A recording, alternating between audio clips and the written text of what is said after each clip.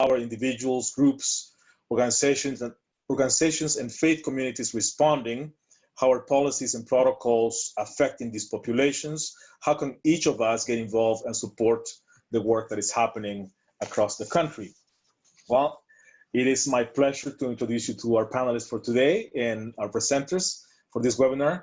Our first panelist is Katerina Parsons. She goes by Kate as well.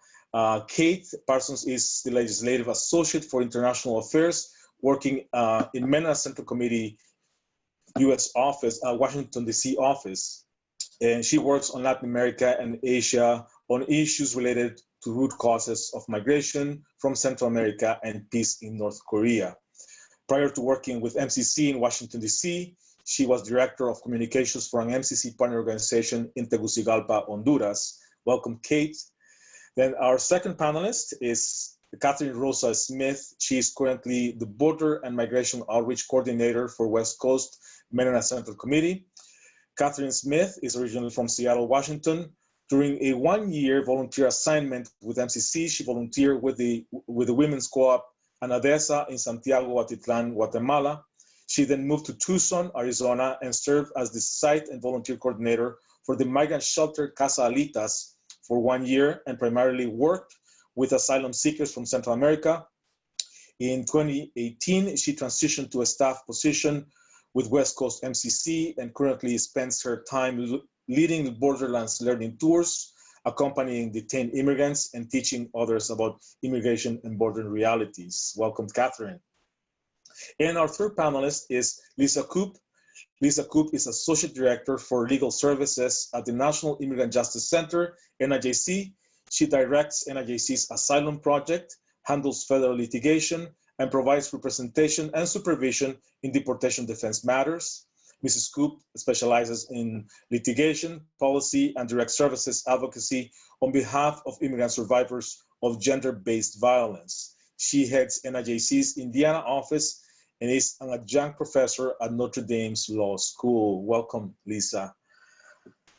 We will start by doing, our presenters doing a 5-minute presentation or so, each of them. And after that, then we will open up and continue with some questions and discussion and conversation about their presentations and anything else that is happening around the country. Please remember using your Q&A chat box there, then you can send us the questions or comments or anything else that you want to talk to us about, and then we'll pass it to our panelists as well. If you're listening in Spanish and you just joined right now, and if you want to listen in Spanish, click on the little world or the little language thing down here in your screen and choose Spanish and then mute original audio. And okay, well, then we'll start, and first we'll open up with Kate, and then we'll go around. Thank you. Thank you so much, Saulo, for organizing this, for bringing us together. And thank you to the 85 Kate, people. You're muted. I'm still muted. Can you hear me now? Hello? Can people hear me now? Okay. Just saying thank you for organizing this, and thank you all of you who are here spending time on your Tuesday afternoon to learn more about this important topic. We have just an hour to run through a huge amount of issues and suggestions and encouragements for how you all can help us support immigrants both in Central America, moving through Mexico, at the US border, and in the United States. So Saulo's asked me to start out just giving a little bit of context of migration from Central America and some of the reality, how that's been affected, particularly by the COVID-19 crisis. So I'm going to share my screen really quickly so you don't just have to see talking heads. Can you see? Let me start my PowerPoint. Here's a picture of me with the family where I lived in Honduras. I was in Honduras for 4 years, and this became my Honduran mom, my little brothers, my little sister. So when I'm talking about immigrants from Honduras, this is something that does feel very personal and very individual to me. And here's a view from a mountain near the place where I lived. I always like to start out when I talk about root causes of migration from Central America with some pictures like these, because the issues that I'm about to mention can paint a very bleak picture. And I don't want you to come away with this webinar with this idea that Central America is a place beyond hope. I think there's an incredible amount of beauty and creativity and resilience there. And the reality that many people do have no choice but to leave their homes there doesn't negate that there is beauty there as well. So with that brief caveat, I will dive into some of the harder realities. If people can see my screen here, these are just some of the visible things that occur in the countries and some of the reasons why migrants are leaving countries like Honduras, Guatemala, and El Salvador. I'll just read out a handful. In Honduras, the homicide rate is 6.5 times higher than the global average. 70% of businesses in El Salvador report extortion by gangs. If they don't pay what they call a war tax, they may risk being murdered. 59%, or almost 2/3 of Guatemalan families live in poverty on a few dollars a day. So these are some of the realities that people face. And these are realities that are connected to the root causes of migration, as we call them: poverty, corruption, and violence. If I had all the time in the world, I would draw additional attention to the ways that these roots go deep, and the deeper the roots go, the more connected they are to US policy, and how violence is connected to the way that the United States chooses to, quote unquote, fight the war on drugs in other countries as opposed to focusing on prevention in the US, or the way that poverty in Central America is connected to US trade policies and legacies of colonialism. I'll save that for questions. If people want to hear more about the ways that US policy interacts, I'm more than happy to talk about that. But specifically to stay on topic here and to talk a little bit about what the reality looks like in this time, in these moments, I wanted to just share a brief update about how these countries are responding to the COVID-19 crisis. These are some pictures from Honduras's capital city. As you can see, Honduras, like Guatemala and El Salvador, other countries in the region, have gone into essentially complete lockdown since the middle of March, with stay-at-home orders, somewhat similar to what we're experiencing here in the United States. However, with substantially fewer social support resources. And I just want to emphasize this point. I mean, if you think about the people in your lives, in your communities, who have suffered financial hardship or have lost their jobs due to this crisis, and now imagine that 2/3 of your neighbors live on a few dollars a day. They buy their food with what they make in that day, and when they're forced to stay at home and they're not able to sell food in the streets or go to their day jobs, that has a severe economic crisis in addition to the public health crisis that's in this region as well.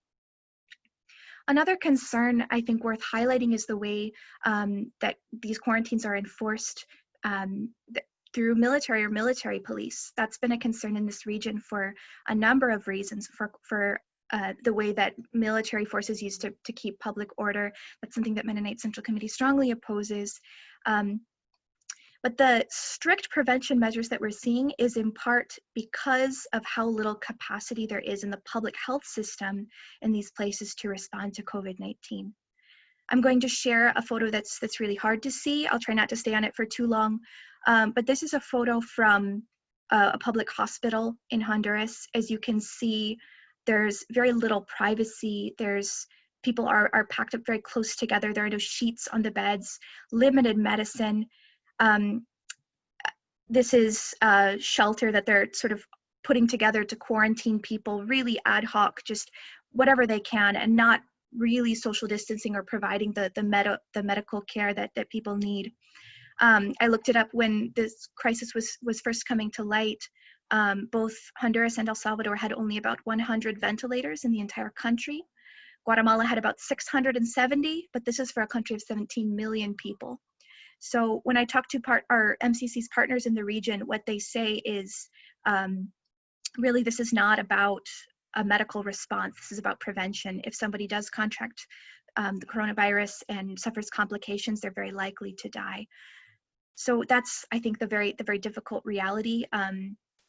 All of the root causes that I mentioned, poverty is exacerbated by the fact that people cannot work.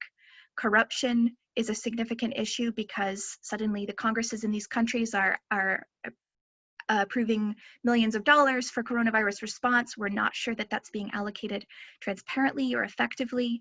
And violence as well. We're seeing a spike in reports of domestic violence cases as people are forced to shelter in place with their abusers. So these are all significant concerns. And generally speaking, those are things that would prompt additional migration. But really what's happening right now is pretty unprecedented. The migration out of Central America and through Mexico has dropped dramatically just because these borders are closed down, as I mentioned. People are, there's these military enforced stay-at-home orders. So we're hearing from partners who typically would see several hundred migrants come through. They're now seeing 1 or 2 in Guatemala or in Mexico. This is not to say that migration has completely stopped. I think one vulnerable population that it's important to highlight is what we would call extracontinental migrants, people coming from the continent of Africa or countries like Haiti or Cuba who have come to the Americas to try to seek asylum at the United States. These people are essentially trapped. They have no home to shelter in, and the shelters and social service providers that may typically respond to these people often are shut down due to COVID-19 measures. So that's one, I think, very vulnerable population that we should keep in mind. And also, I think looking ahead, migration has dropped, but as I said, the root causes of migration are only getting worse. So I think that it's very important to be prepared for, as border restrictions begin to lift, to see a spike in migration and a spike in urgent asylum cases, and really a need to be able to respond effectively to that. So I know that that's a very bleak picture. I promise we will come back and provide suggestions of things that we can do, concrete ways we can get involved.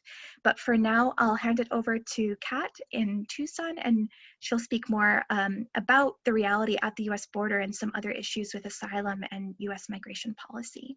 Thank you. Thank you, Kate. Catherine.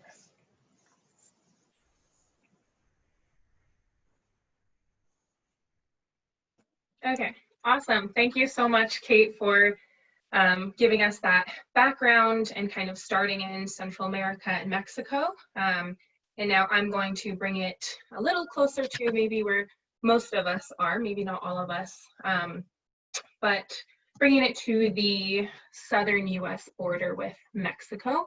And so I'm going to start kind of where Kate left off with asylum seekers. And I think that's a word that kind of gets thrown around a lot. So I'm going to start with the definition of asylum, just so that we're all on the same page. So I'm also going to share my screen. And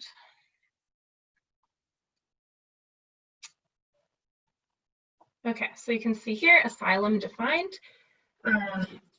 So someone who is seeking asylum is a person who is unable or unwilling to return to their home country and cannot obtain protection in that country due to past persecution or well-founded fear of being persecuted in the future on account of 5 different things. So that would be on account of race, religion, nationality, membership in a particular social group, or political opinion.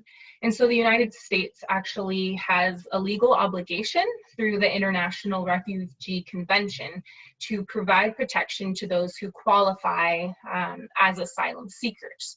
However, there have been many constant policies put in place to hinder the availability of this international right. So very briefly, I'm going to cover 2 current or recent policies that have affected asylum seekers leading up to COVID-19, and then kind of touch on the pandemic a little more. So as Kate shared personal photos, this is also a photo that I took, I think June of 2018, and this highlights the first policy that I want to cover, which is metering. So in spring of 2018, the US started metering the amount of people who can come into the US, who can enter the US to seek asylum. And so previously there had not been a cap. So when this happened, this created a backlog of people waiting to enter the US to begin the asylum process. However, there was no formal system set in place for these people. So we began to see lines of people just waiting outside of the port of entry, and then also tent cities or encampments of people just waiting in Mexico at the border. And so this policy is still in place, and people continue to wait on these lists. The second is Migrant Protection Protocols, or MPP, better known as Remain in Mexico. And so this was enacted over a year ago in January of 2019. And this, very simply put, is a policy that kind of elongates the time that someone is waiting in Mexico to seek asylum in the US, or rather it forces someone to wait in Mexico. And so kind of these together, both metering and MPP have drastically changed the environment at the border, where there are now hundreds of thousands of people who have been forced to wait months on end in less than ideal situations, living situations, encampments, where resources to shelter and medical care are scarce, and kidnappings and violation or violence are pretty much unavoidable at this point, which now kind of leads me to the border and why migrants are so susceptible, or would be susceptible, to the virus if it were to be introduced there. So the border officially closed actually exactly a month ago on March 21st.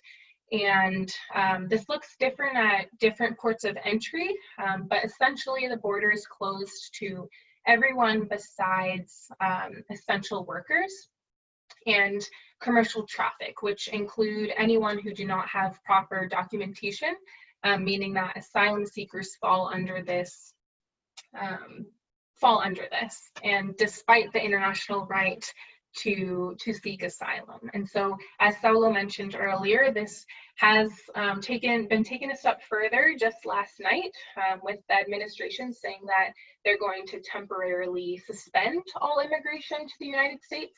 But again, we really don't know what that looks like, but I'm sure it will add to the vulnerability of migrants, and especially those who have been waiting and are waiting at the border, at the ports of entry. So this border closure that happened a month ago now is really based out of fear of spreading the virus, even though there's strong evidence that states that the pandemic doesn't have a connection to immigration from Mexico, or immigration between the US-Mexico border, but it really is just mirroring policy that the administration has tried to put in place for the past few years. But yeah, this kind of means that there are still large groups of migrants waiting at the ports of entry because of US policies, and they continue to lack sanitary living conditions, basic medical care. There's a high, and because of this, there's a high susceptibility for risk of the pandemic if it were to reach the encampments. And now, especially because the border is closed, there's no option to move forward. And as Kate mentioned, there are many people that are under lockdown or strict curfews, and migrants are not exempt to this. So they're now dealing with being removed from shelters or losing what little paying jobs they had at the border, which were really just to pay for housing, temporary housing.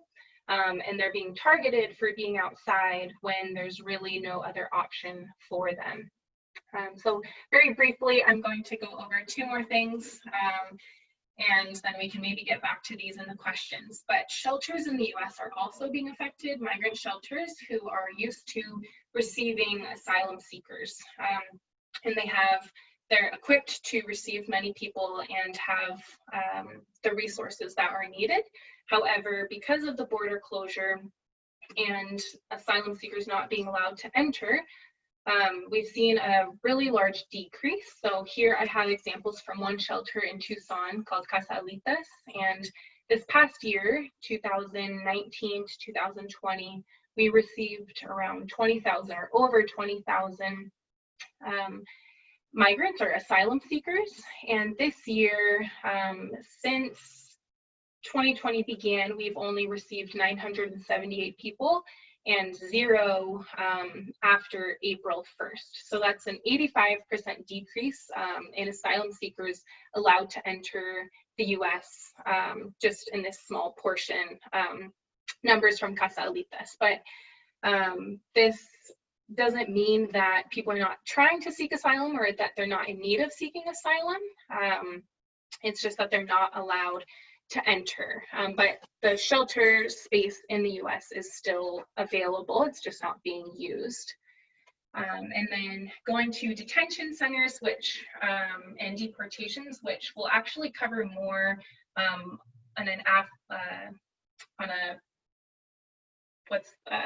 a session after this. But we have detention centers right now that have about 37,000 people, detained migrants, and they definitely lack access to basic sanitation. Social distancing is really just, it's not feasible. There's hundreds of employees in each center around the US that are coming in and out daily that are possible carriers of the virus. And this is really just a public health hazard, and it's more difficult. It's many people, they're just there waiting for their immigration court hearings or waiting for their cases when they usually have family members in the US and just can't leave detention because of such high bond amounts. So they're really just stuck in these conditions, and the detention centers, whether they're privately owned or ICE operated, are not putting into play the precautions that are needed in this time. So I think now Lisa's gonna kind of bring us deeper into the US. Thank you, Catherine. And now we'll go to Lisa. Yes. All right, hi everybody. Let's pop on some screen sharing here.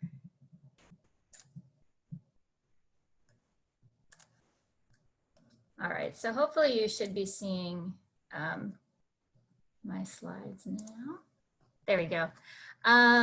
It is really heartening to be joining with you all this afternoon and see the numbers of people that have come together to talk about the intersections of COVID-19 and the immigration world. So I work for the National Immigrant Justice Center, and what I neglected to share in the biographical notes that Salo read to you is that I got my start in immigration doing Mennonite voluntary service work down in Harlingen, Texas. I'm from Goshen, Indiana, which is where I'm coming to you from now, where I'm a member of Assembly Mennonite Church. And I've been working for NIJC for about the last 14 years, following my time in MVS and then returning to law school.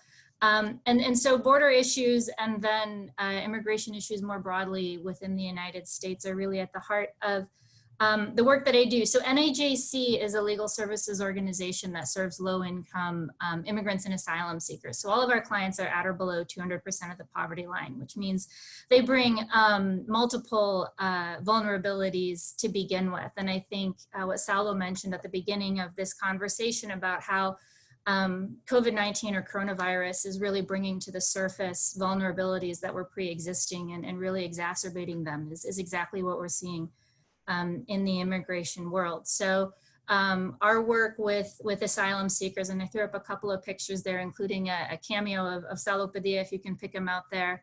You know, our work is in all facets of immigration law. I work with asylum seekers, and the picture on the left is a case we had right before the immigration courts closed in March in Chicago. A Notre Dame law student that I teach did an asylum trial for a young woman from Guatemala who was granted protection. And I remember going into that hearing, we were nervous in the days leading up. Were the courts going to close, or were they going to remain open? Were we going to be able to push forward with this hearing? And so we felt throughout this tension between the urgency of people being able to move forward with their cases, but also recognition that in this public health crisis, we want people to be safe. And you know, forcing people to expose themselves to the virus is really problematic, and yet it continues to happen. So NIJC's work, as I said, is in the realm of direct services. We represent a lot of families. We also do a lot of litigation and policy work. So we have a policy office in Washington, D.C., and we litigate a lot of issues, including right now the question of immigrants who are in immigration detention, as Kat was describing. So part of the work that we do is down along the border. So the Remain in Mexico program is an area where we provide representation to asylum seekers who have been stranded in Mexico. And that was one of the first places where we saw a real lack of attention and a lack of care on the part of the government concerning coronavirus, because this notion that these restrictions that are being imposed on immigrants are to protect public health really don't bear out in the way the government has approached this crisis. For example, as recently as late March, I was down in Laredo, Texas, because we had a hearing and our hearing wasn't canceled and our clients were still being required to travel across Mexico. In the case of my clients, from Monterrey to Nuevo Laredo, where it's really dangerous for them to be, and now not only because they're at risk of being kidnapped by cartel members or experiencing other harm, but also because they're really exposed to coronavirus as they're traveling. They're gathered together in groups as they're processed in immigration. They're held in waiting rooms. Here you can see the tents in one of the pictures there where they wait for their hearings to occur. And on that day in March, we had, again, another asylum merits hearing, so an asylum trial for a young mother from Honduras and her 2 children. And there was 0 precautionary measures. And it was really quite alarming to see the government's lack of concern. We asked to be, for our hearing to be held in a larger courtroom, and instead we were required to have a hearing, and you can see those shipping container structures there that are in the tent court facility. They're about maybe 10 feet by 4 or 5 feet across. They're really small, and the facility refused to move us. And so for 4 hours, our client and the interpreter and the security staff and the attorneys sat in this enclosed space with 0 protection and had a hearing. And at the end of the day, our client won, and that was fantastic. And again, we were thrilled to be able to bring her to a place where she would be safe. But the process, the lack of protection, the lack of care on the part of the government is really alarming. And you'll see that in immigration detention centers throughout the United States. There was a court decision that came out last night in some litigation unfolding in California, where the Southern Poverty Law Center brought litigation saying, hey, Immigration and Customs Enforcement isn't doing what they need to do to protect immigrant detainees. And,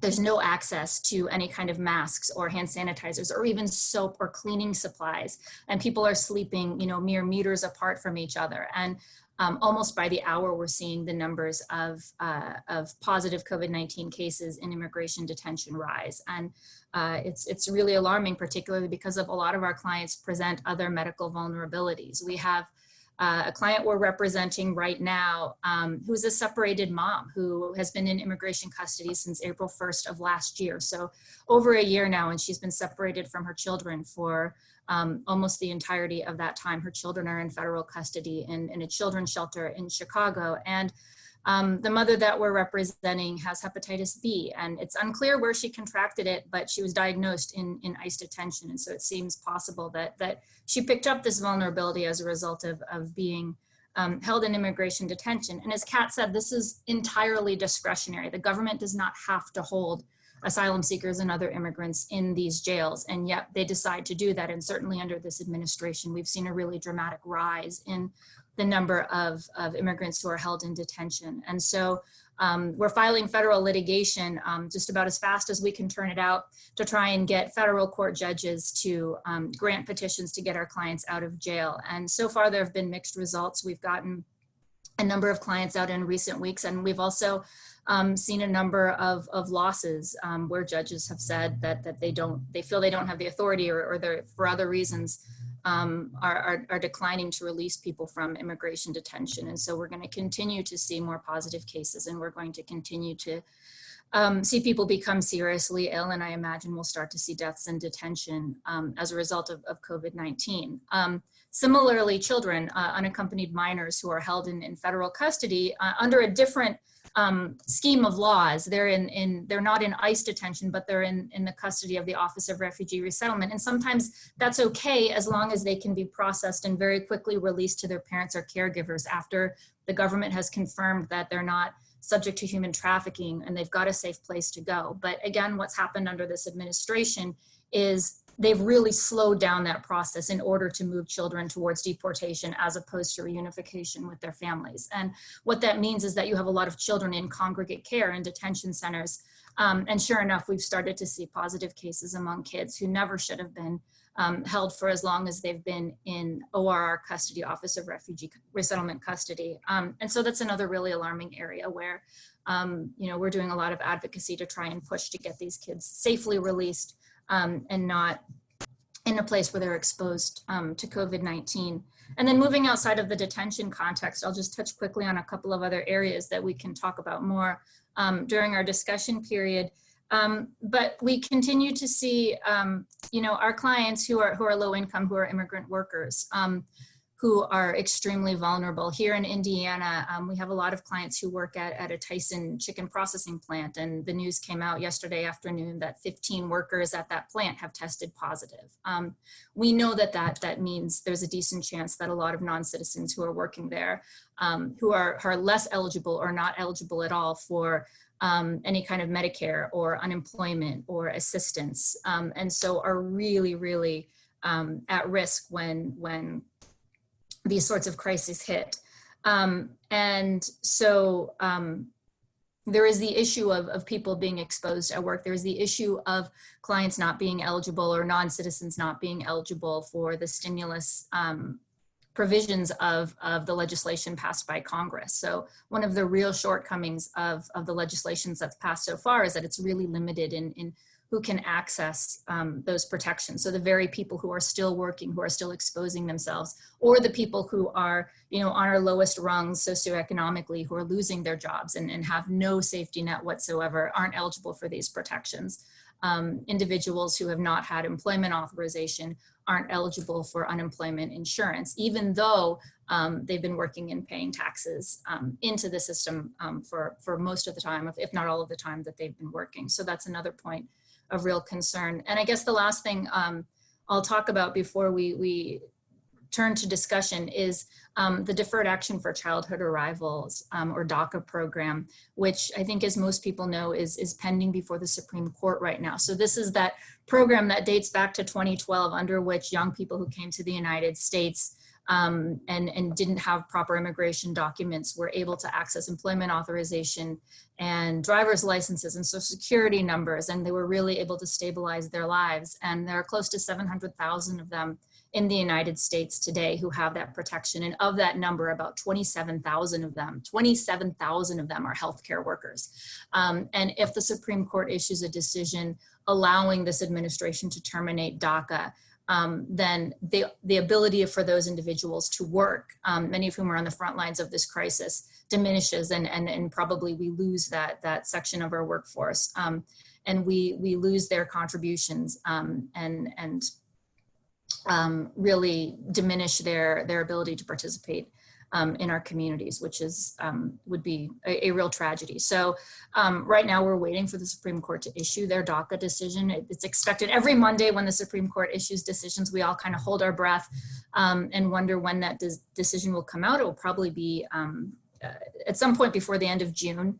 The Supreme Court just this week accepted an additional brief, which is a little bit abnormal, but there were a group of advocates that put together a supplemental brief arguing that the Supreme Court should consider the impact of COVID-19 and the crisis and just the really significant contributions of DACA recipients in the midst of this crisis as they're contemplating that case. So hopefully that's a consideration that the court will take into account as they're crafting their decision.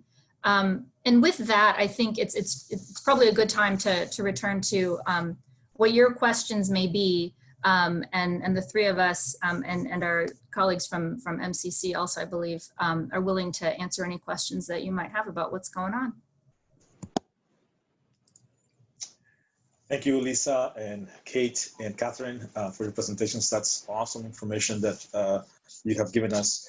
I want to start just a question from, well, we'll start with Kate in Central America. We have heard that a few days ago, it was when the deportations stopped, but before that, we were still deporting people into Central America, and that also has some repercussions over there. Could you say a little bit more about that, Kate, and about deportations and COVID-19? Absolutely. Thank you for bringing up that point, Saulo. So something I didn't mention is that ICE has continued to deport people to actively enforce migration and send people not on full planes back to countries like Guatemala, Honduras, and Haiti. This is something that's a constantly changing story. Just last week, we heard that Guatemala now will be stopping deportation flights, but they're still ongoing to both Honduras and Haiti and likely other places as well. And as I shared, this has really grave consequences for public health in those countries and for the individual well-being of those migrants. There are instances, for example, people in Honduras were sent back and they were sent to a center to be quarantined, but the situations there were so terrible that a number of them actually escaped and tried to make their way home. And those people were not apprehended, so we don't know whether those people had been exposed to COVID-19 and were then spreading that to their communities. In Guatemala, there's a significant number of cases of people who ICE deported, who then were later found to actively have COVID-19 and transmit that to other people. So that's one active way that the United States is contributing to the spread of that disease. And just to highlight that all of the systemic weaknesses in those countries, when migrants arrive, everything right there is shut down. There is no public transportation. You can be cited or arrested, for being out on the street on the wrong day. And so this is the reality that these people are being sent back to, which is why MCC is advocating for a halt of deportations, particularly in this crisis time. And I can share more information in the sort of action steps about how you can send a letter to your member of Congress to let them know about that as well. Excellent. Yeah, we can send that information in a follow-up email that we'll do tomorrow to everyone who is in the call. I'm also wondering, Catherine, from the border in Casalitas, or the shelters, have you heard what is happening in Casalitas right now? Do you have any guests or any asylum seekers right now at the shelter? And if people were to be released from detention centers, could they be hosted at Casalitas? Could they be moved there or other shelters? Yes, thank you for that question. So I briefly touched on Casalitas, but again, it's a migrant shelter that receives people who are seeking asylum, and they're being released from immigration and customs enforcement, so ICE. Currently, I think I asked someone, I haven't been there in a few weeks, but we have about 4 people there right now. And, last year at this time, we were receiving about 100 people per day. So we have around 4 people, but we haven't received anyone since April 1st. So those people were already there and they're just kind of trying to figure out where they're going, or maybe they can't travel or whatever. So there really is not much going on, even though we have the space to house around 150, 200 people. We have the resources, the volunteer support. So just, really nothing is happening at this shelter that has the availability to house so many people, which is really unfortunate when there are maybe 100 people south of here in Nogales right now on the streets with nowhere to go because everything is shut down. Detention, if people were if we called for the immediate release of people, migrants in detention, if that did happen, they were released.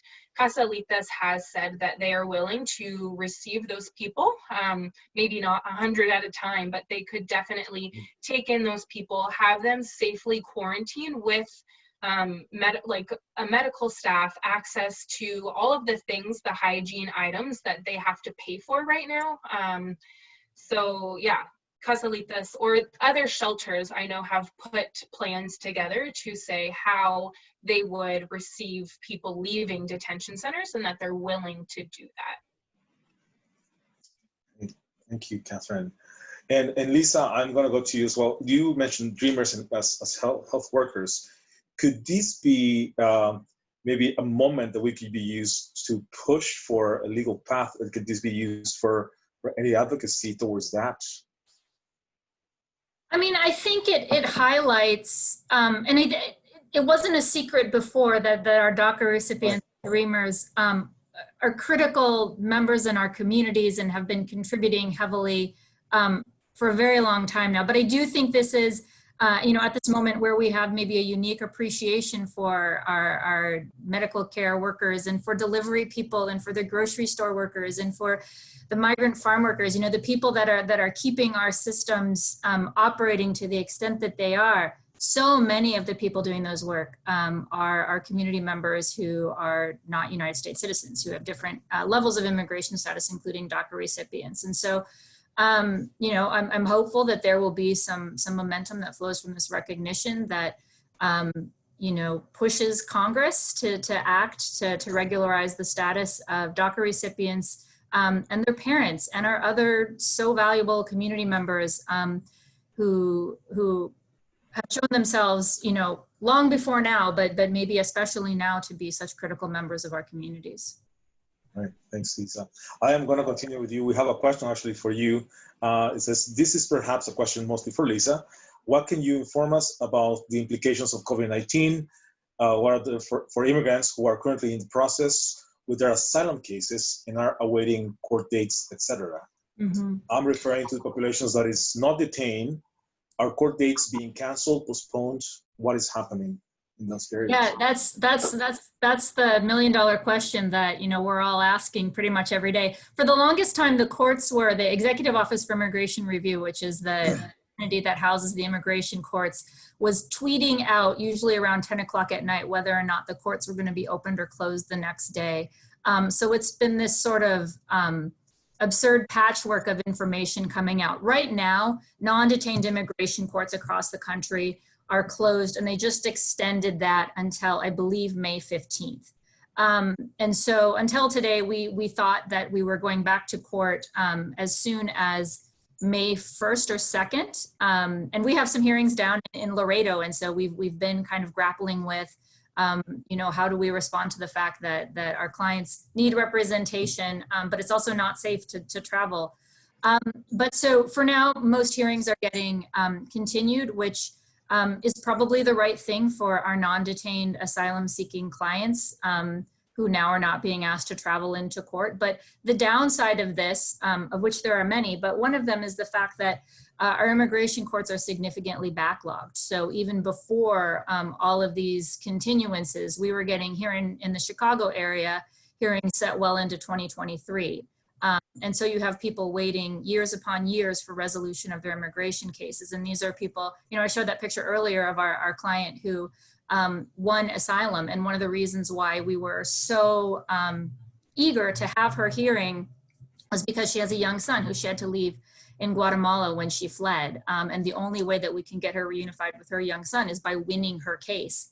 And so when people's cases get pushed to the back of the line, and they have to wait additional years for resolution, it means families remain separated. It means lives remain in limbo. Our clients continue with the anxiety of not having that case resolution. So it kind of goes to one of the core fallacies, I think, that this administration really peddles, is that people are, supposedly trying to avoid court or avoid the process, when what we see is the exact opposite. Our clients are so eager to have their day in court and get in front of a judge. And right now, that's not happening. And again, that's probably the right thing in this moment, but I'm really hopeful that the courts will figure out a reasonable and just way to recalendar hearings once the world reopens, so that people aren't waiting additional years for case resolution. Thank you, Lisa. I'm going to continue with another question that came our way. It says, has anyone heard why some immigrants who are detained by CBP, Customs and Border Protection, or ICE are not immediately returned to their home country? Is there a criteria I ask because we have noticed a low number of new arrivals at the Office of Refugee Resettlement Facilities. Yeah, so what's supposed to happen under the Trafficking Victim Protection Act and the Flores Settlement Agreement, not to mention just our black letter immigration statutes, when unaccompanied minors, so children who are under the age of 18 who are apprehended without a parent are considered to be unaccompanied minors. And what is legally required to happen with that population is that they should be taken into Office of Refugee Resettlement custody. The one exception to that is Mexican minors, and that's a huge problematic oversight. But as the law is written, children arriving from non-contiguous countries are supposed to go into this specialized care where their cases are scrutinized and they get, you know, special protections by virtue of being children. What is happening right now, I believe it was Kate talked about, or Kat, the March 21st closure of the border, which is this really kind of mind-spinning determination by the CDC that the CDC was weaponized in order to use this really archaic old policy that said that people should be limited in their ability to come into the United States because of the health crisis. And so it's really been this sort of mangling of CDC guidance and converting that into an immigration weapon, essentially. And so what is happening now is that children, when they're encountered by Border Patrol in the field, so when they've crossed the border and presented themselves to Border Patrol agents, instead of being taken into care, instead of making sure that they're not experiencing trafficking or that they're not being abused in some other way, these children are literally being turned around and sent back into Mexico. And this is mind-blowing and unprecedented and completely against the law for this to be happening. But that's why we're seeing far fewer children in ORR custody, is because the CBP is not returning those children to their countries of origin. They're not putting them on airplanes and sending them home or connecting them with their parents. They are literally being turned around and sent back to Mexico, where they face pretty significant danger. Right, we actually have another question that goes, yes. Just a little to that. Yes, Catherine, absolutely. Okay, so, and that isn't just for children, it's also for adults. And I think a key thing that is not really seen right now in mainstream media is that when they're crossing, so if they're crossing not through port of entry, say you're from Guatemala, you're crossing maybe due to many different reasons, but you're not crossing through port of entry, and you are found by Border Patrol, they'll maybe process you like in an hour, return you, but they're not returning people where they usually deport people. So they're usually deporting people in larger cities or border towns. Now you're being returned at the closest port of entry to where you crossed. And so people are being returned, or children are being returned to Mexico. They're from Guatemala and they're being sent to these tiny towns because it's the closest port of entry. And so we, I think, all kind of talked about the vulnerability and the lack of resources. And that's just even just amplified when they're being returned to places that didn't have migrant shelters to begin with, or didn't have humanitarian aid places to begin with. So I think that's something that is really alarming, but not really out there that goes along with that. Yeah, and we also would have another question that kind of follow up on that, is that can any refugees or immigrants in custody benefit from the Trump administration's interest in allowing guest workers for agriculture or other sectors? Are they ineligible? Can they do that? Could they do that? Yeah, usually people who find themselves in immigration custody have accrued what's called unlawful presence. And to qualify for those special like seasonal agricultural worker visas, typically you can't have significant unlawful presence in the United States. So most people who are already here, or people that have gone back and forth historically and maybe triggered some other immigration punishments or bars, generally wouldn't be eligible for those agricultural worker visas, which again doesn't make sense, right? If you have a population of people who are here and are willing to do that work and able to do it, not using that resource doesn't make sense. But it's just another example of how our immigration laws are pretty much nonsensical in a lot of ways. And when it comes to reconciling what community needs and our immigration laws, there's just a disconnect there. It's a good question. Yes. Well, please, for those of you who are the participants here, remember you can send us your questions in the Q&A, and we will pass them on to the panelists here.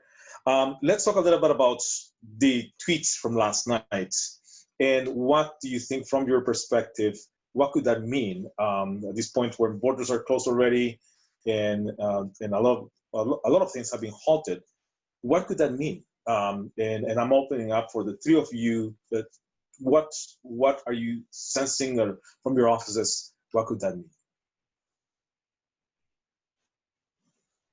Maybe I'll just start off. I mean, I think when you say to halt migration, you know, first of all, what does that mean? It's very unclear. I would just highlight the needs continue to be there. They continue to increase. People will continue to leave. The question is how safe they will be, and how many people are subject to extreme violence on their journey, or even potentially public health issues like COVID-19. So we'll continue to see migration. I think the question is how humane and how we can respond to it. Catherine or Lisa? I think, I mean, yeah, it's very new, and I have not had much time to think about it because I read that, you know, last night before I went to bed. But I think there's a lot of emphasis on the economy right now, and that this is to help our economy, to stop immigration. And I think that personally that our economy benefits a lot from immigration and from migrants, and so many different, it's just all very connected. And so I think for people to think that stopping or banning or halting immigration will help us to restore our economy, I don't really see how those go together. So I think if anything, I would just want to, yeah, help people see that, I guess. Yeah, and I think if anyone on this call or on this conversation is watching Twitter or, like, you know, Googling this right now, you might have better information than we do.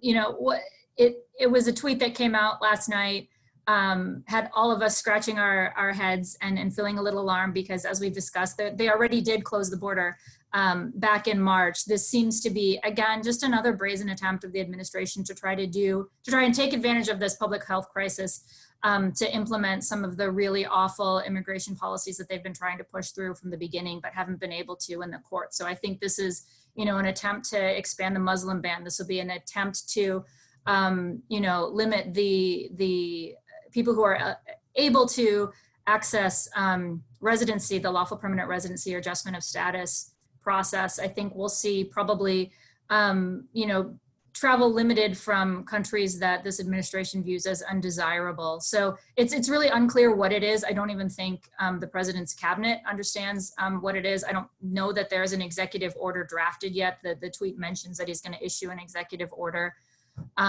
Nobody's seen it yet. It seems like it might have been a spontaneous firing off on Twitter. So we don't know if it's as bad as we think it might be. There will certainly be litigation around it. But again, I think we'll see, it'll turn out to be another attempt to use this crisis to really weaponize this crisis and exploit it for political ends that this administration has been seeking. And Lisa, do you think that, well, NIJC and other organizations will challenge this legally through legal means, or? Yeah, I mean, I think, you know, there are a number of organizations that, you know, have litigated, like the Muslim bans and the termination of DACA. And, you know, we're involved in litigation. You know, we were talking about the numbers kind of going down at the border before the pandemic, in part because of the series of policies that this administration has put into place. So there was MPP, but there's also been these really expedited asylum processes that have been really, really obscure and have been happening in these, adjudication centers that lawyers can't access. And so, there's litigation around that. There's litigation happening because there are these so-called asylum collaborative agreements by which Guatemala is agreeing to process asylum claims rather than have those claims go forward in the United States. So there's a lot of litigation in the works already, which means the litigators are already really busy. And to add this on top of that, I think makes it really hard, but I think you're certainly going to find that advocates will figure out a way to challenge these things. Great. And yes, Kate. Oh, sorry. I was just going to say, I wonder, I saw Barbara's question on the Q&A about recommendations for follow-up steps, and I wondered if I could jump off this conversation. Yes, please go ahead. Because I know there's so many issues and they're so complex, and they start with the systemic failures in Central America. They go through US immigration policy, and they're constantly changing, and that can be really overwhelming, especially if this isn't your day job to track. So I wanted to just share a few ideas from the perspective of our advocacy office and some other things that I'm seeing in my community. And I know Kat and Lisa can add to these as well. We were discussing before some concrete things that people can do. I would say, first of all, if you are signed up for Action Alert Anywhere, those forms that you can fill out to send letters to your Congress about these changing policies, those absolutely help, and they help in great numbers. So when a congressional office receives one letter, they may look at it. When they receive 1,000 letters, they see, wow, this is something that my constituents can really care about. And then those of us who are in Washington, that gives us an in to go and have in-person meetings to be able to raise these issues. People who amplify these on social media, I would definitely encourage all of you here to participate in that. And I think following organizations like Lisa's organization, like MCC, that are doing the work of sort of analyzing these policies, you don't need to be digging into the legal briefs to understand exactly how these things have changed. We'll give you the template, and it really does help to do that. And then one other idea I wanted to share that's less national but more local is I just wanted to briefly highlight how encouraged I am. I live in Washington, D.C., and I've just seen such an outpouring of support for migrant solidarity organizations and migrant justice organizations, the way that people have come together to look out for their migrant neighbors. People are donating their stimulus checks to undocumented workers who don't have it. They're providing groceries. I can almost guarantee that there are opportunities like that in each of your communities. And so that would be another concrete recommendation of something that you can do. These people who are particularly vulnerable in the ways that Lisa mentioned, if they were to be deported, they would be extremely vulnerable in the ways that Kat and I have highlighted. Those are just two ideas, and I'm sure Kat and Lisa both have more suggestions for concrete things you can do after this call. Right, and Kate, one of the questions that came up too is, what are one or two key issues that we should be communicating with our representatives about? What should be, key issues that we should be asking for when we talk to our representatives, when we call them? Are there any ideas or anything you can provide for us? Yeah, that's a great question, and I'll also turn it over to the other panelists for that, but two that come to mind are the urgency of halting deportations in this time and the urgency of expediting the processing of asylum claims, particularly for people who are at the border, who are in these camps and have no other place to go, to expedite that processing and allow them to come into the United States to either stay in shelters like Casalitas or with family and people that they know here as well. Mm-hmm. Well, I want to see if there are any other questions or anything else that you want to respond, Lisa, or I have more questions also that are coming our way through the Q&A as well.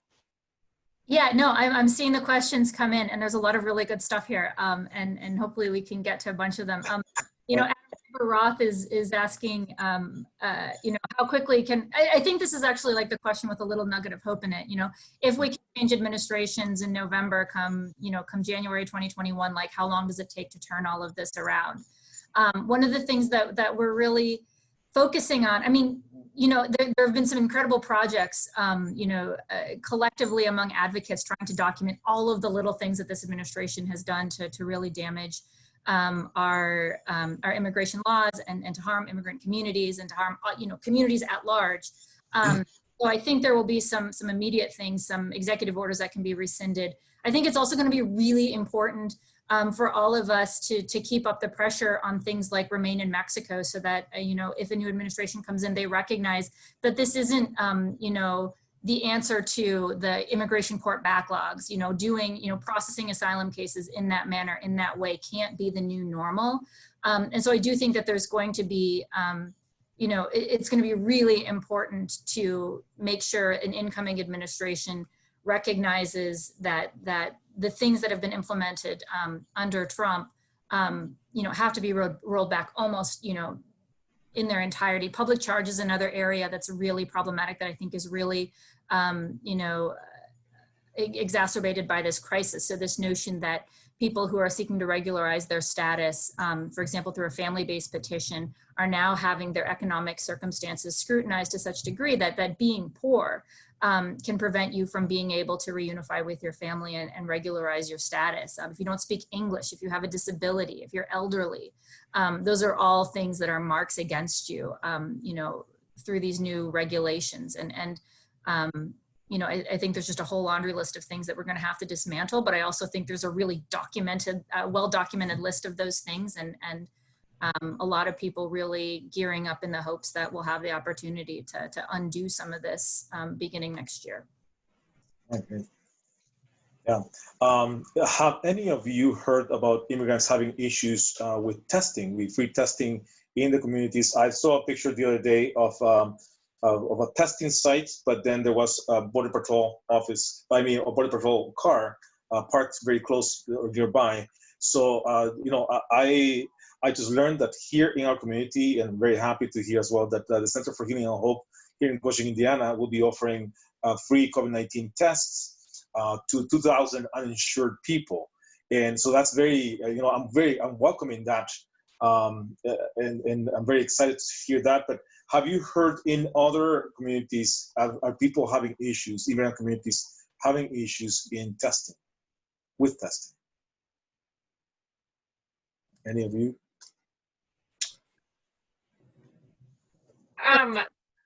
So this isn't really an answer, but kind of just a comment on that. I think they're usually, when there are free things for immigrant communities, or saying, you know, that this is an option for you, there's still always the doubt that if they show up, like, they could, Border Patrol could be there, or they could, if they put their name on this list for a COVID-19 test, that would somehow then get back to them and hurt them in the future. So I think it's obviously, yes, a really good thing, but there's always kind of in the back of someone's mind, if I go, will something bad happen to me, even though it's a good intent. So I think, I don't know if Lisa or Kate have actual No, so the state of Illinois has passed legislation indicating, you know, making testing free, or that's their policy. I don't know actually if it was legislation or if it was just a state policy. I think there are a lot of places where that's not the case, where it's really unclear. I think it's amazing that places like Center for Healing and Hope are doing that. I think that's a role that faith-based organizations can play, is to facilitate that and create safe spaces for non-citizens to get that testing done. Kat's exactly right that there is a real apprehension among immigrants to take advantage of those sorts of programs for fear of being documented in that way and prejudice down the line. So I don't think that in a lot of places there is access to free testing. I mean, obviously in a lot of places there's not access to testing at all, so we don't know yet who's going to be eligible for it. But to the extent that as communities, that's something that we can push for, as we hear our policymakers talk about you know, testing becoming available in the community, making sure that we're asking those questions and saying, to whom is this available? Do you have to have Medicaid? Do you have to be eligible for Medicaid in order to receive this? The answer to that has to be no, both to protect our immigrant neighbors and our communities more broadly. Yeah, great. Kate, there is a question about Central America. It says, you know, what are the chances of serious social upheaval if there is a serious outbreak of COVID-19 in Central America? Yeah, that's a great question, and I know that that's a significant concern. Actually, more maybe than broader social upheaval, what I think I'm hearing from our partners in the region, the concern is an overextension of already fairly authoritarian governments. So rather than maybe some of the mass protests like we might have seen in 2017 or 2009, I think some of the powers that the states of emergencies that have been declared, that have suspended some levels of constitutional rights, such as freedom of speech, freedom of the press. We've seen some of those suspended in these regions. And I think the fear is that even as the crisis subsides, that these political leaders may not want to give up that additional power that they've taken on. So that's something that we are very concerned about, that we're watching closely. And as I said too, I mean, the situation is so precarious in terms of economic situation. When we the way that we see sort of the economy in the United States collapsing, just imagine that on a much more significant scale where there's significantly more workers who are working day to day.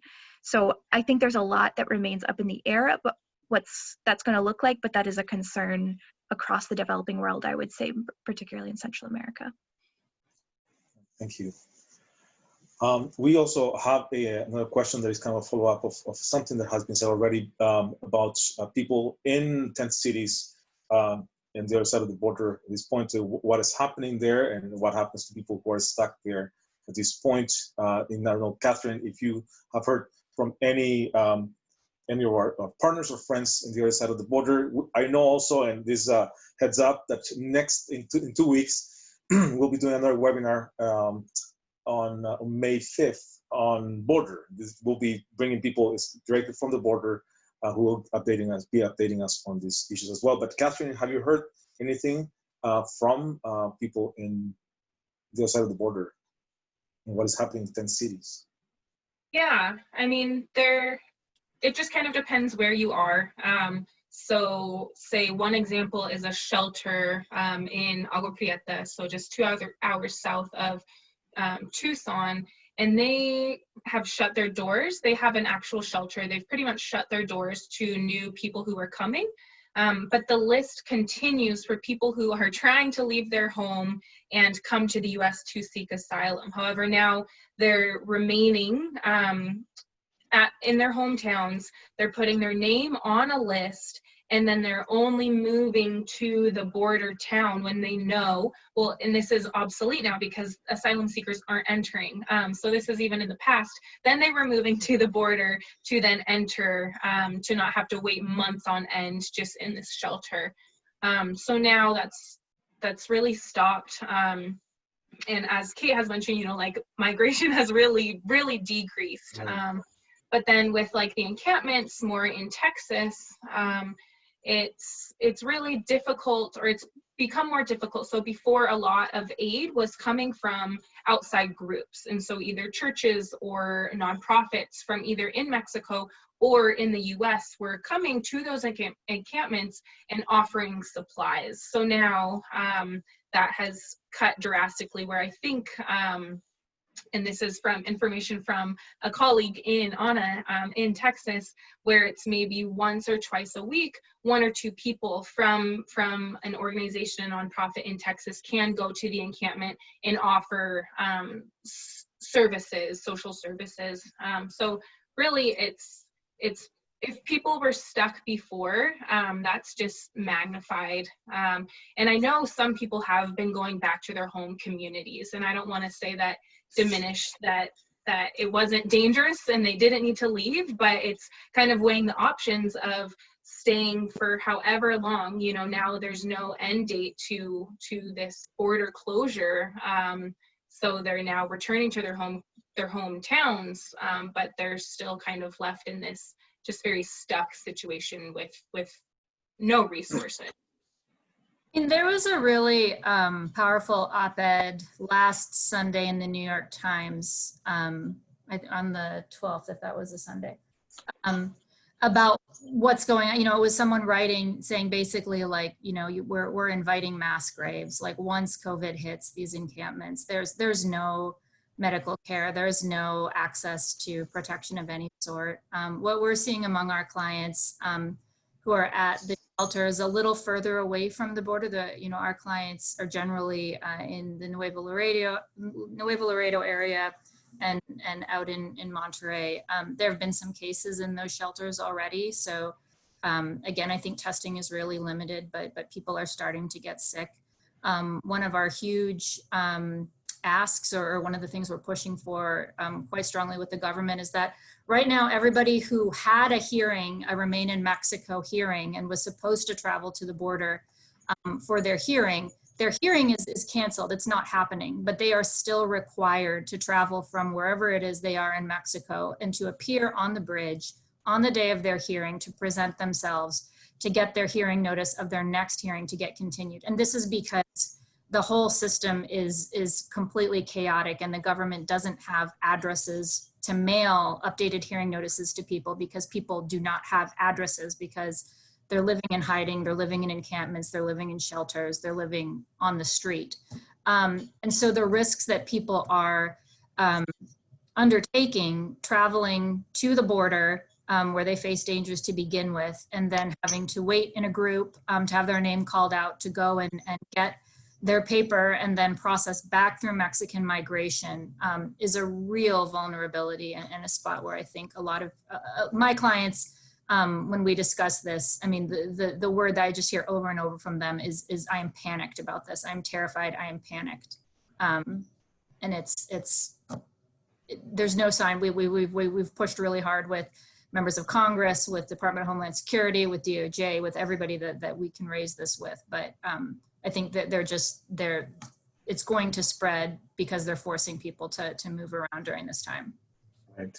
Lisa, there's another question here that I think what I read from it is to what extent are people documenting the actual circumstances of each case, on how, when, and where, and what conditions are individuals who are being picked up across communities. I am thinking that's being picked up by ICE. Is ICE still picking up people in the communities, and is somebody documenting those circumstances? Do you know? I mean, as far as we can tell, it seems that ICE activity has gone down to some degree. I'm hearing anecdotally, and Kat and Kate might have other information on this, that there are still some raids happening, or some targeted arrests happening. I haven't seen it locally in our area. I'm not aware of it in Chicago. So I think there has been some reduction, but I imagine it's not entirely ceased. Thank you. Well, and my last question probably will be closing now, but is there anything that we didn't ask that you would like to share with our audience, in something that I didn't ask, or the participants didn't ask, that you would like to share with us? I forgot to mention our DACA renewal clinics, which Salo, you specifically asked me to mention. Right, yes. Escaped me. But if people do know individuals who are DACA recipients, we are strongly recommending that while we await the Supreme Court decision, DACA recipients go ahead and renew their DACA status. And we do that through clinics at immigrantjustice.org. That's NIJC's webpage, which is, again, immigrantjustice.org. Where people can sign up for those DACA renewal workshops that are virtual and online. And we also have our policy brief on COVID-19 that has a whole laundry list of recommendations that we have for responding to this, as well as the ability to sign up for action alerts if you want to get emails from us about what to do and when to do it. We do provide those alerts as the situation evolves and changes. And Lisa, is there anything that legal service providers can do to prepare clients on what's to come? Yeah, I mean, boy, it's really individualized. I think,